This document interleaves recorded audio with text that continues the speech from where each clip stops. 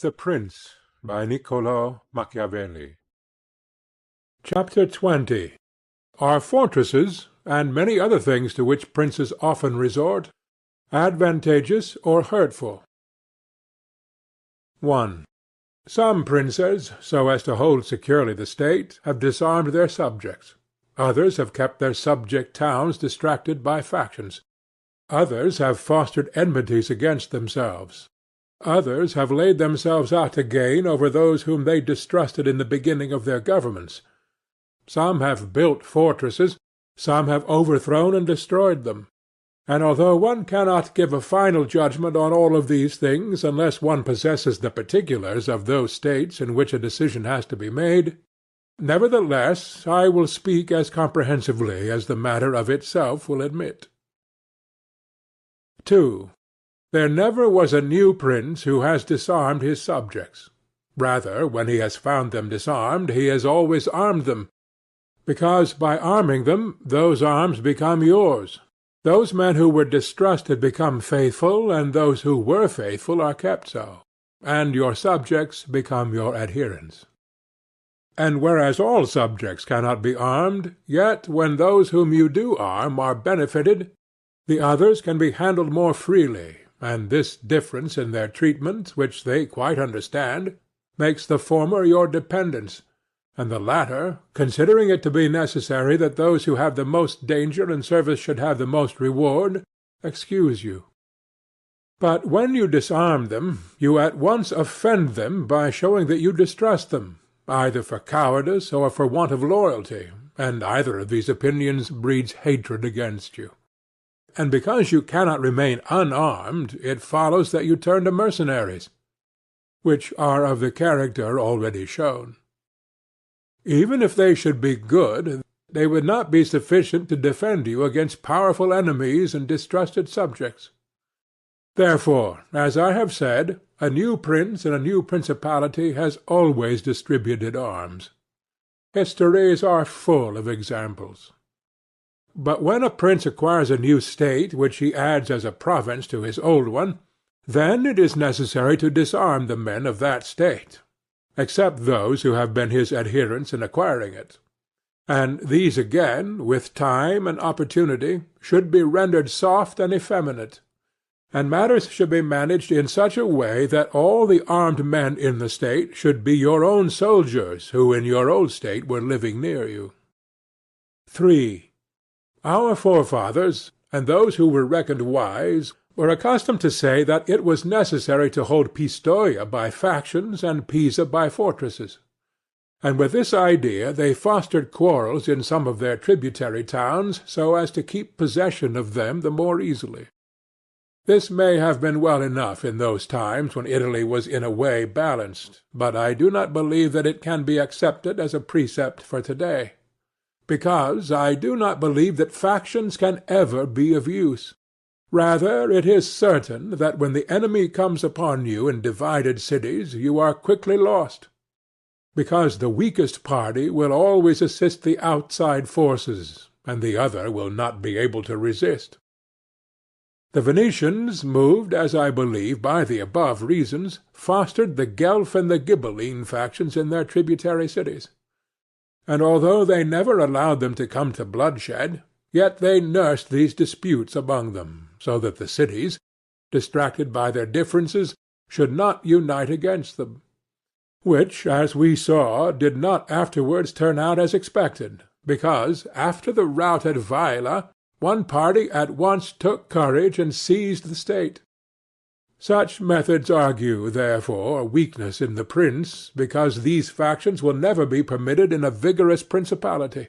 Such methods for enabling one the more easily to manage subjects are only useful in times of peace, but if war comes, this polity proves fallacious. 4. Without doubt, princes become great when they overcome the difficulties and obstacles by which they are confronted. And therefore fortune, especially when she desires to make a new prince great, who has a greater necessity to earn renown than an hereditary one, causes enemies to arise and form designs against him, in order that he may have the opportunity of overcoming them, as by a ladder which his enemies have raised. For this reason many consider that a wise prince, when he has the opportunity, ought with craft to foster some animosity against himself, so that, having crushed it, his renown may rise higher. 5. Princes, especially new ones, have found more fidelity and assistance in those men who in the beginning of their rule were distrusted than among those who in the beginning were trusted. Pandolfo Petrucci, Prince of Siena, ruled his state more by those who had been distrusted than by others. But on this question one cannot speak generally, for it varies so much with the individual. I will only say this, that those men who at the commencement of a princedom have been hostile, if they are of a description to need assistance to support themselves, can always be gained over with the greatest ease, and they will be tightly held to serve the prince with fidelity, inasmuch as they know it to be very necessary for them to cancel by deeds the bad impression which he had formed of them. And thus the prince always extracts more profit from them than from those who, serving him in too much security, may neglect his affairs. And since the matter demands it, I must not fail to warn a prince who by means of secret favours has acquired a new state, that he must well consider the reasons which induced those to favour him who did so. And if it be not a natural affection towards him, but only discontent with their government, then he will only keep them friendly with great trouble and difficulty, for it will be impossible to satisfy them. And weighing well the reasons for this in those examples which can be taken from ancient and modern affairs, we shall find that it is easier for the prince to make friends of those men who were contented under the former government, and are therefore his enemies, than of those who, being discontented with it, were favourable to him and encouraged him to seize it. 6. It has been a custom with princes, in order to hold their states more securely, to build fortresses that may serve as a bridle and bit to those who might design to work against them, and as a place of refuge from a first attack. I praise this system, because it has been made use of formerly. Notwithstanding that Messer Niccolo Vitelli in our times has been seen to demolish 2 fortresses in Città del Castello so that he might keep that state, Guido Ubaldo, Duke of Urbino, on returning to his dominion, whence he had been driven by Cesare Borgia, razed to the foundations all the fortresses in that province, and considered that without them it would be more difficult to lose it. The Bentivogli, returning to Bologna, came to a similar decision. Fortresses, therefore, are useful or not according to circumstances. If they do you good in one way, they injure you in another. And this question can be reasoned thus. The prince who has more to fear from the people than from the foreigners ought to build fortresses, but he who has more to fear from foreigners than from the people ought to leave them alone. The castle of Milan, built by Francesco Sforza, has made, or will make, more trouble for the house of Sforza than any other disorder in the state. For this reason the best possible fortress is not to be hated by the people, because although you may hold the fortresses, yet they will not save you if the people hate you, for there will never be wanting foreigners to assist the people who have taken arms against you. It has not been seen in our times that such fortresses have been of use to any prince, unless to the Countess of Forli, when the Count Girolamo, her consort, was killed.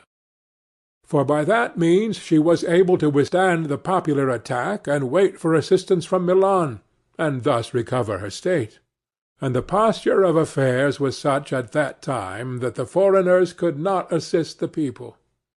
But fortresses were of little value to her afterwards, when Cesare Borgia attacked her, and when the people, her enemy, were allied with foreigners. Therefore it would have been safer for her, both then and before, not to have been hated by the people than to have had the fortresses.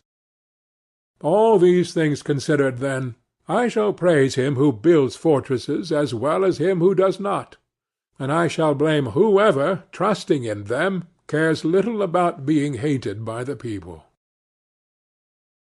Chapter 21. How a Prince should conduct himself so as to gain renown. Nothing makes a prince so much esteemed as great enterprises and setting a fine example. We have in our time Ferdinand of Aragon, the present king of Spain. He can almost be called a new prince, because he has risen, by fame and glory, from being an insignificant king to the foremost king in Christendom. And if you will consider his deeds, you will find them all great, and some of them extraordinary. In the beginning of his reign he attacked Granada, and this enterprise was the foundation of his dominions. He did this quietly at first, and without any fear of hindrance, for he held the minds of the barons of Castile occupied in thinking of the war, and not anticipating any innovations. Thus they did not perceive that by these means he was acquiring power and authority over them. He was able with the money of the church and of the people to sustain his armies, and by that long war to lay the foundation for the military skill which has since distinguished him. Further, always using religion as a plea so as to undertake greater schemes, he devoted himself with pious cruelty to driving out and clearing his kingdom of the Moors. Nor could there be a more admirable example, nor one more rare. Under this same cloak he assailed Africa, he came down on Italy, he has finally attacked France.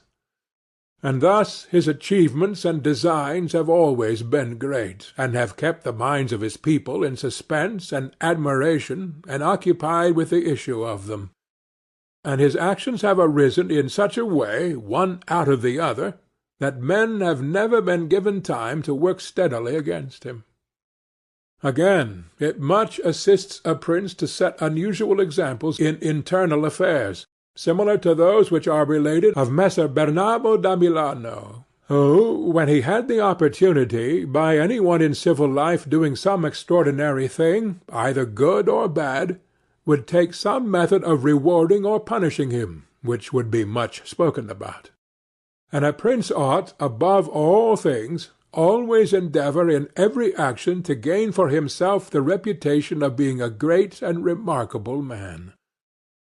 A prince is always respected when he is either a true friend or a downright enemy, that is to say, when, without any reservation, he declares himself in favor of one party against the other, which course will always be more advantageous than standing neutral. Because, if two of your powerful neighbors come to blows, they are of such a character that if one of them conquers, you have either to fear him or not. In either case it will always be more advantageous for you to declare yourself, and to make war strenuously. Because, in the first case, if you do not declare yourself, you will invariably fall a prey to the conqueror, to the pleasure and satisfaction of him who has been conquered, and you will have no reasons to offer, nor anything to protect or to shelter you, because he who conquers does not want doubtful friends who will not aid him in the time of trial, and he who loses will not harbor you because you did not willingly, sword in hand, court his fate. Antiochus went into Greece, being sent for by the Aetolians to drive out the Romans. He sent envoys to the Achaeans, who were friends of the Romans, exhorting them to remain neutral, and, on the other hand, the Romans urged him to take up arms. This question came to be discussed in the council of the Achaeans, where the legate of Antiochus urged them to stand neutral. To this the Roman legate answered, "As for that which has been said, that it is better and more advantageous for your state not to interfere in our war, nothing can be more erroneous, because by not interfering you will be left, without favor or consideration, the guerdon of the conqueror. Thus it will always happen that he who is not your friend will demand your neutrality, whilst he who is your friend will entreat you to declare himself with arms. And irresolute princes, to avoid present dangers, generally follow the neutral path, and are generally ruined. But when a prince declares himself gallantly in favour of one side, if the party with whom he allies himself conquers, although the victor may be powerful and may have him at his mercy, yet he is indebted to him, and there is established a bond of amity. And men are never so shameless as to become a monument of ingratitude by oppressing you. Victories, after all, are never so complete that the victor must not show some regard, especially to justice. But if he with whom you ally yourself loses, you may be sheltered by him, and whilst he is able he may aid you, and you become companions on a fortune that may rise again. In the second case, when those who fight are of such a character that you have no anxiety as to who may conquer, so much the more is it greater prudence to be allied, because you assist at the destruction of one by the aid of another, who, if he has been wise, would have saved him. And conquering, as it is impossible that he should not do with your assistance, he remains at your discretion. And here it is to be noted that a prince ought to take care never to make an alliance with one more powerful than himself for the purposes of attacking others, unless necessity compels him, as is said before. Because if he conquers, you are at his discretion, and princes ought to avoid as much as possible being at the discretion of any one. The Venetians joined with France against the Duke of Milan, and this alliance, which caused their ruin, could have been avoided. But when it cannot be avoided, as happened to the Florentines when the Pope and Spain sent armies to attack Lombardy, then in such a case, for the above reasons, the prince ought to favour one of the parties. Never let any government imagine that it can choose perfectly safe courses. Rather, let it expect to have to take very doubtful ones, because it is found in ordinary affairs that one never seeks to avoid one trouble without running into another. But prudence consists in knowing how to distinguish the character of troubles, and for choice to take the lesser evil. A prince ought also to show himself a patron of ability, and to honor the proficient in every art. At the same time he should encourage his citizens to practise their callings peaceably, both in commerce and agriculture and in every other following, so that the one should not be deterred from improving his possessions for fear lest they be taken away from him, or another from opening up trade for fear of taxes. But the prince ought to offer rewards to whoever wishes to do these things, and designs in any way to honor his city or state. Further, he ought to entertain the people with festivals and spectacles at convenient seasons of the year. And as every city is divided into guilds or into societies, he ought to hold such bodies in esteem, and associate with them sometimes, and show himself an example of courtesy and liberality.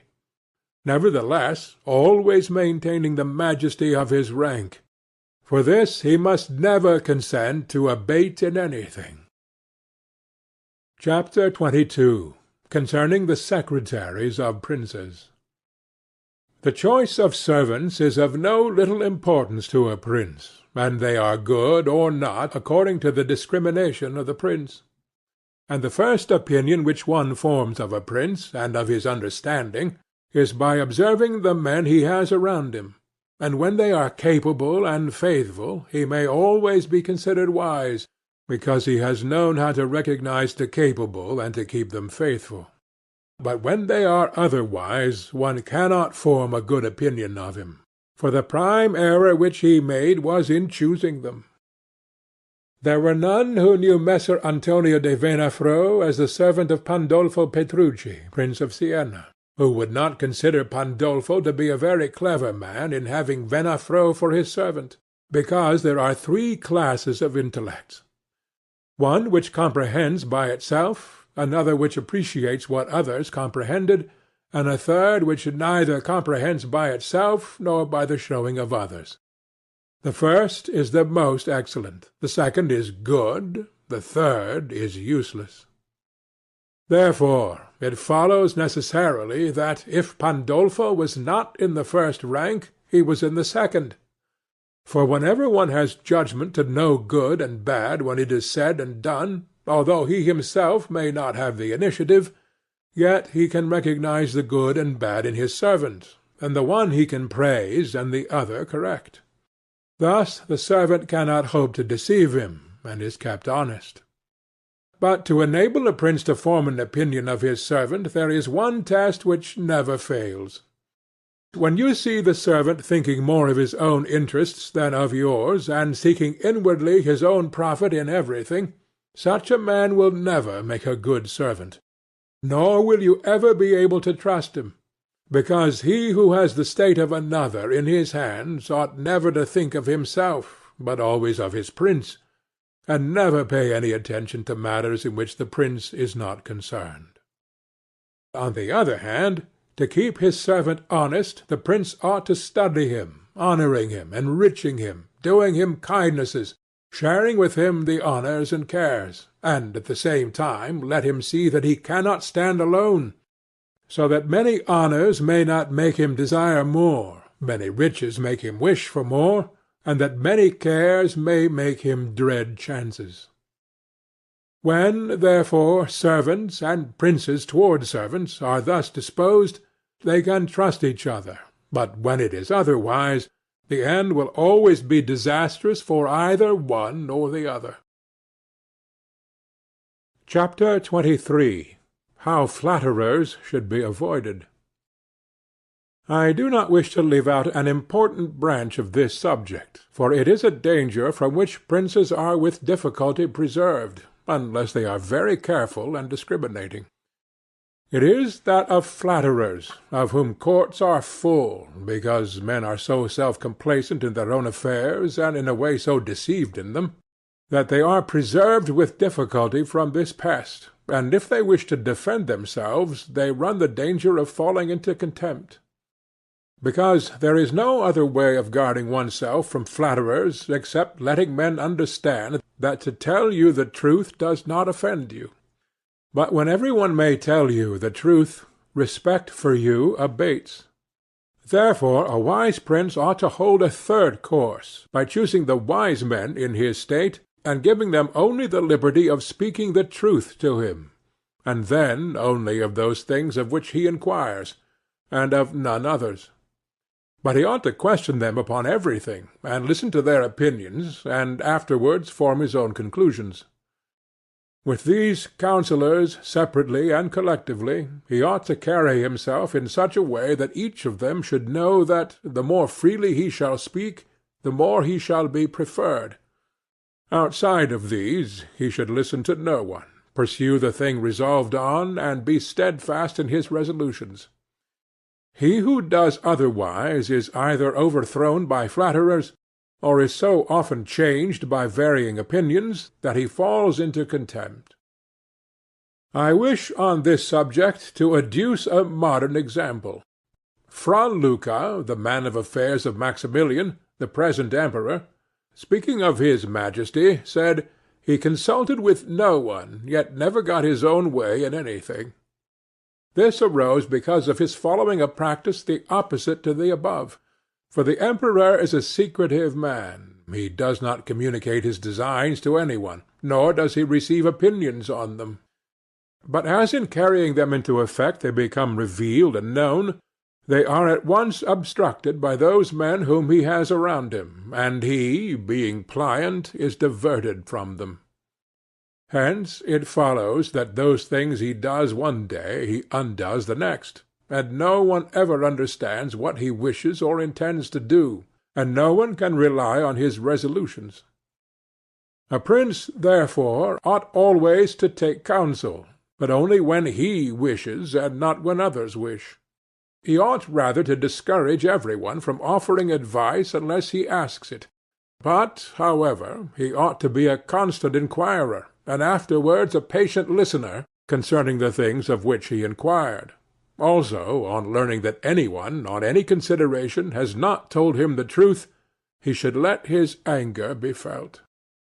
And if there are some who think that a prince who conveys an impression of his wisdom is not so through his own ability, but through the good advisers that he has around him, Beyond doubt they are deceived, because this is an axiom which never fails, that a prince who is not wise himself will never take good advice, unless by chance he has yielded his affairs entirely to one person who happens to be a very prudent man.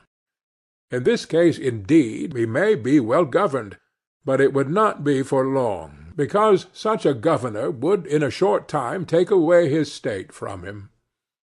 But if a prince who is not inexperienced should take counsel from more than one, he will never get united counsels, nor will he know how to unite them. Each of the counsellors will think of his own interests, and the prince will not know how to control them or to see through them. And they are not to be found otherwise, because men will always prove untrue to you unless they are kept honest by constraint. Therefore it must be inferred that good counsels, whencesoever they come, are born of the wisdom of the prince, and not the wisdom of the prince from good counsels. Chapter 24. Why the Princes of Italy have lost their states.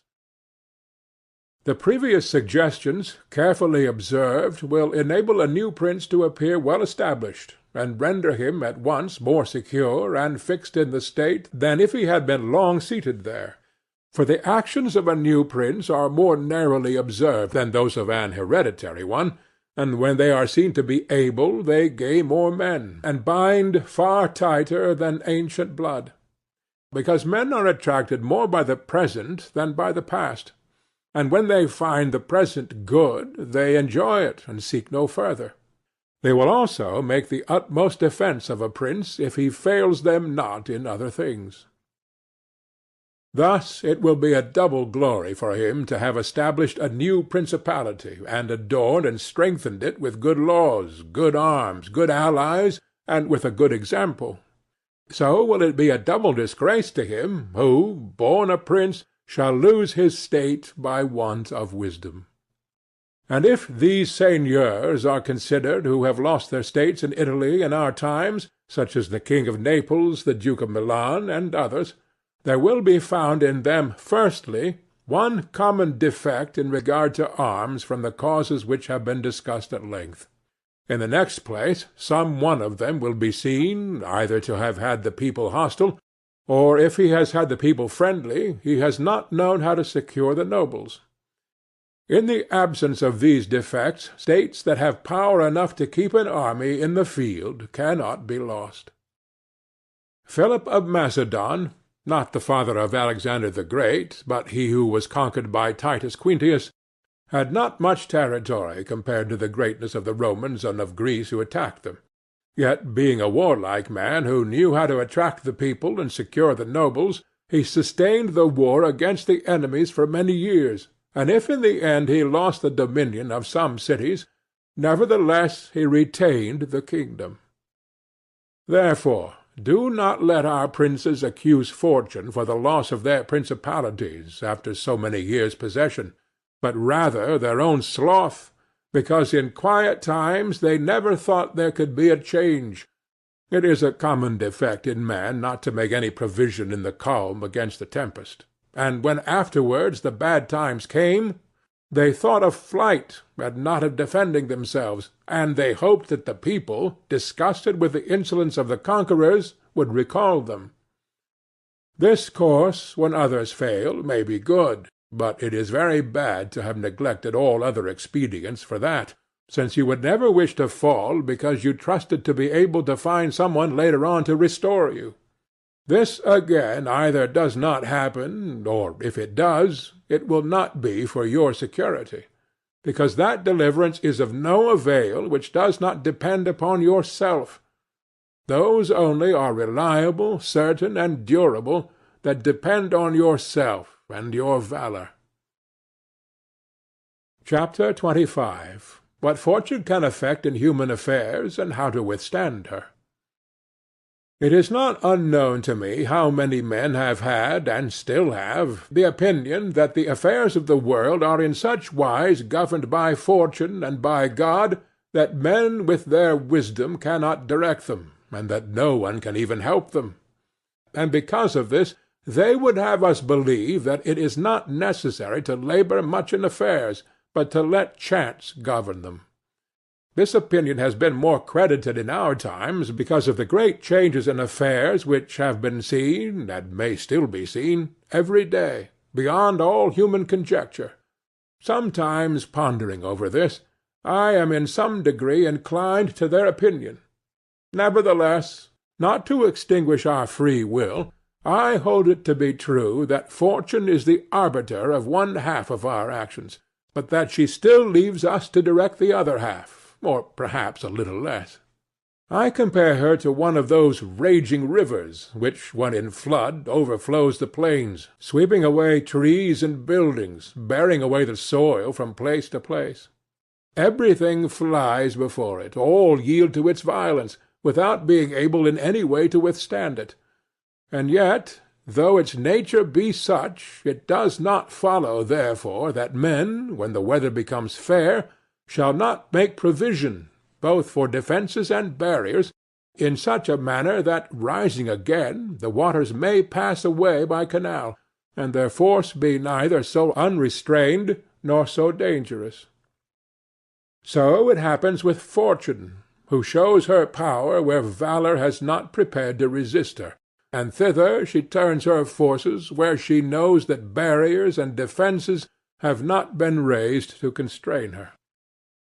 And if you will consider Italy, which is the seat of these changes, and which has given to them their impulse, you will see it to be an open country, without barriers and without any defence.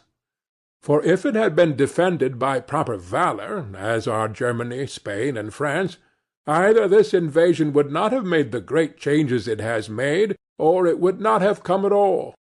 And this I consider enough to say concerning resistance to fortune in general. But, confining myself more to the particular, I say that a prince may be seen happy to-day and ruined to-morrow, without having shown any change of disposition or character. This, I believe, arises firstly from causes that have already been discussed at length, namely, that the prince who relies entirely on fortune is lost when it changes. I believe also that he will be successful who directs his actions according to the spirit of the times, and that he whose actions do not accord with the times will not be successful. Because men are seen, in affairs that lead to the end which every man has before him, namely glory and riches, to get there by various methods, one with caution, another with haste, one by force, another by skill, one by patience, another by its opposite, and each one succeeds in reaching the goal by a different method. One can also see of two cautious men the one attain his end, the other fail, and similarly two men by different observances are equally successful, the one being cautious, the other impetuous. All this arises from nothing else than whether or not they conform in their methods to the spirit of the times. This follows from what I have said, that two men working differently bring about the same effect, and of two working similarly, one attains his object and the other does not.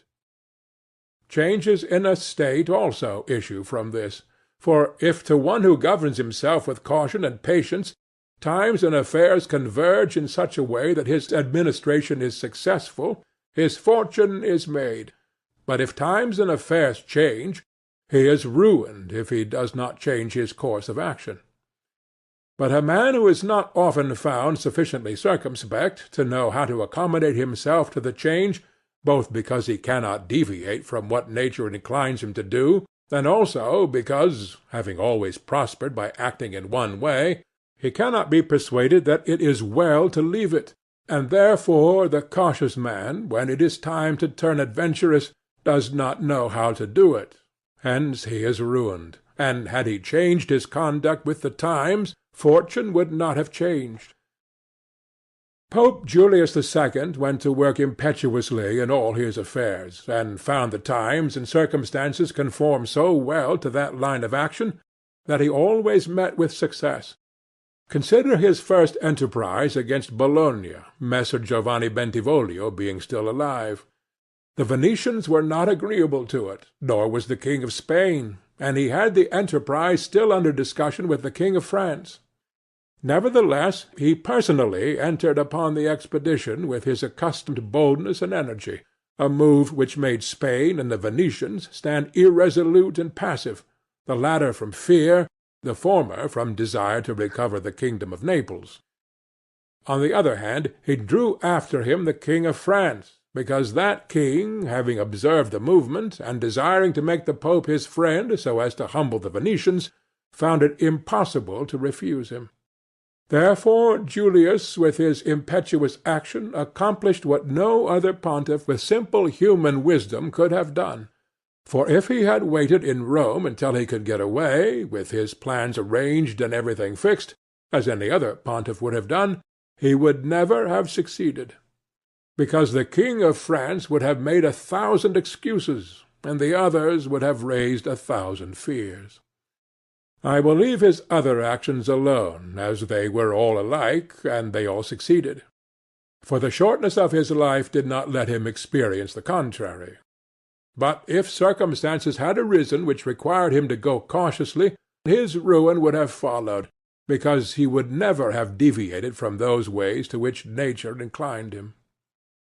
I conclude, therefore, that fortune being changeful and mankind steadfast in their ways, so long as the two are in agreement, men are successful, but unsuccessful when they fall out. For my part, I consider that it is better to be adventurous than cautious, because fortune is a woman, and if you wish to keep her under, it is necessary to beat and ill-use her, and it is seen that she allows herself to be mastered by the adventurous rather than by those who go to work more coldly. She is, therefore, always womanlike, a lover of young men, because they are less cautious, more violent, and with more audacity command her. Chapter 26. An exhortation to liberate Italy from the barbarians. Having carefully considered the subject of the above discourses, and wondering within myself whether the present times were propitious to a new prince, and whether there are elements that would give an opportunity to a wise and virtuous one to introduce a new order of things which would do honor to him and good to the people of this country, it appears to me that so many things concur to favor a new prince that I never knew a time more fit than the present. And if, as I said, it was necessary that the people of Israel should be captive so as to make manifest the ability of Moses, that the Persians should be oppressed by the Medes so as to discover the greatness of the soul of Cyrus, and that the Athenians should be dispersed to illustrate the capabilities of Theseus, then at the present time, in order to discover the virtue of an Italian spirit, it was necessary that Italy should be reduced to the extremity that she is now in, that she should be more enslaved than the Hebrews, more oppressed than the Persians, more scattered than the Athenians, without head, without order, beaten, despoiled, torn, overrun, and to have endured every kind of desolation.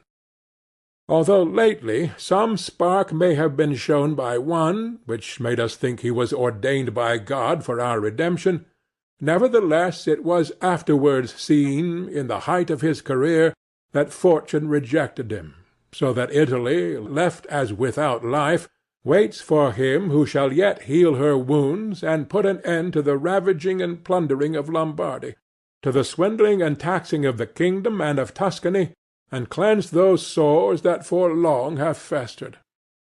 It is seen how she entreats God to send some one who shall deliver her from these wrongs and barbarous insolencies. It is seen also that she is ready and willing to follow a banner, if only some one will raise it.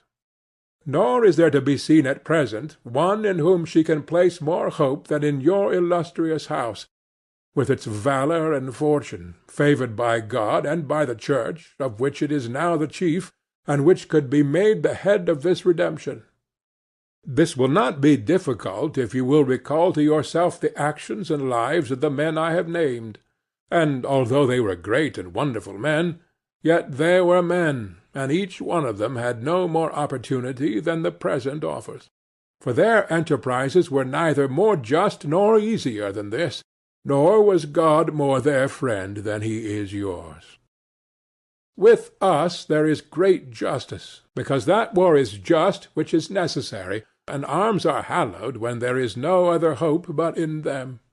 Here there is the greatest willingness, and where the willingness is great, the difficulties cannot be great, if you will only follow these men to whom I have directed your attention. Further than this, how extraordinarily the ways of God have been manifested beyond example! The sea is divided, a cloud has led the way, the rock has poured forth water, it has rained manna. Everything has contributed to your greatness. You ought to do the rest. God is not willing to do everything, and thus take away our free will and that share of glory which belongs to us. And it is not to be wondered at if none of the above-named Italians have been able to accomplish all that is expected from your illustrious house, and if in so many revolutions in Italy and in so many campaigns it has always appeared as if military virtue were exhausted, this has happened because the old order of things was not good, and none of us have known how to find a new one. And nothing honors a man more than to establish new laws and new ordinances when he himself was newly risen. Such things, when they are well founded and dignified, will make them revered and admired, and in Italy there are not wanting opportunities to bring such into use in every form. Here there is great valour in the limbs, whilst it fails in the head. Look attentively at the duels and the hand-to-hand combats, how superior the Italians are in strength, dexterity, and subtlety. But when it comes to armies, they do not bear comparison, and this springs entirely from the insufficiency of the leaders, since those who are capable are not obedient. And each one seems to himself to know, there having never been any one so distinguished above the rest, either by valour or fortune, that others would yield to him. Hence it is that for so long a time, and during so much fighting in the past 20 years, whenever there has been an army wholly Italian, it has always given a poor account of itself. The first witness to this is Il Taro, afterwards Alessandria, Capua, Genoa, Vaila, Bologna, Maestri. If, therefore, your illustrious house wishes to follow these remarkable men who have redeemed their country, it is necessary before all things, as a true foundation for every enterprise, to be provided with your own forces, because there can be no more faithful, truer, or better soldiers. And although singly they are good, altogether they will be much better when they find themselves commanded by their prince, honoured by him, and maintained at his expense. Therefore it is necessary to be prepared with such arms, so that you can be defended against foreigners by Italian valour. And although Swiss and Spanish infantry may be considered very formidable, nevertheless there is a defect in both, by reason of which a third order would not only be able to oppose them, but might be relied upon to overthrow them. For the Spaniards cannot resist cavalry, and the Switzers are afraid of infantry whenever they encounter them in close combat. Owing to this, as has been and may again be seen, the Spaniards are unable to resist French cavalry, and the Switzers are overthrown by Spanish infantry. And although a complete proof of this latter cannot be shown, nevertheless there was some evidence of it at the battle of Ravenna, when the Spanish infantry were confronted by German battalions, who followed the same tactics as the Swiss. When the Spaniards, by agility of body and with the aid of their shields, got in under the pikes of the Germans, and stood out of danger, able to attack, while the Germans stood helpless. And if the cavalry had not dashed up, all would have been over with them. It is possible, therefore, knowing the defects of both these infantries, to invent a new one, which will resist cavalry, and not be afraid of infantry. This need not create a new order of arms, but a variation upon the old. And these are the kind of improvements which confer reputation and power upon a new prince. This opportunity, therefore, ought not to be allowed to pass for letting Italy at last see her liberator appear. Nor can one express the love with which he would be received in all these provinces, which have suffered so much from these foreign scourings, with what thirst for revenge, with what stubborn faith, with what devotion, with what tears. What door would be closed to him? Who would refuse obedience to him? What envy would hinder him? What Italian would refuse him homage? To all of us this barbarous dominion stinks. Let, therefore, your illustrious house take up this charge with that courage and hope with which all just enterprises are undertaken, so that under its standard our native country may be ennobled, and under its auspices may be verified that saying of Petrarch, "Virtue against fury shall advance the fight, and it in the combat soon shall put to flight. For the old Roman, valor is not dead, nor in the Italians' breasts extinguished." End of The Prince, by Niccolo Machiavelli.